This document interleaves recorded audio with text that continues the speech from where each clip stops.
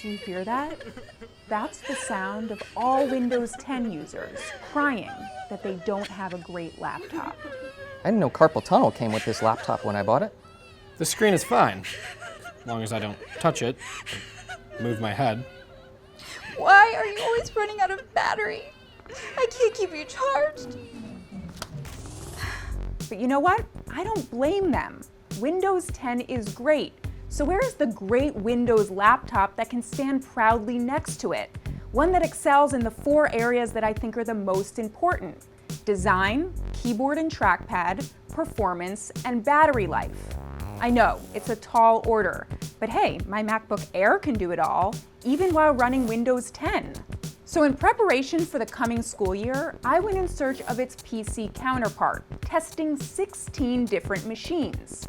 The best value for most people comes between the $800 and $1,200 range. For that price, you get thin and light designs, high-resolution screens, and the latest Intel Core i5 or i7 processors.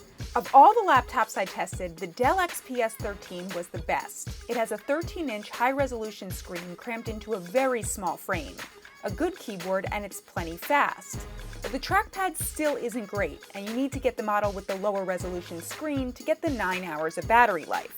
In the $600 to $800 category, you'll make some sacrifices, but you still can get an okay Intel processor, an HD screen, and good build quality and design. The Asus Zenbook UX305 costs $700 and is just 2.6 pounds.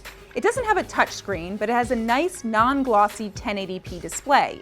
The keyboard and trackpad are surprisingly good, and the battery lasts about 6 hours on a charge. If you want a touchscreen, then look at the $600 Dell Inspiron 13 2-in-1.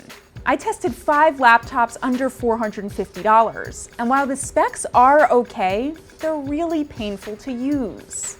The best one I found, this $450 Toshiba Radius 14, has a Core i3 processor and it even flips around. But looking at the screen is like staring into a faded mirror, and it's hard to see windows under all of Toshiba's preloaded bloatware.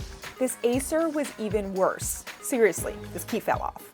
If you're in a rush to buy a laptop, make sure you can get one that you can live with by spending at least $600, and ideally between $800 and $1,000. If you can hold off, things will likely get better around the holiday season. I'm expecting a new Microsoft Surface and more laptops that were made especially for Windows 10. Microsoft's great new software deserves a piece of hardware that will put an end to the tears once and for all.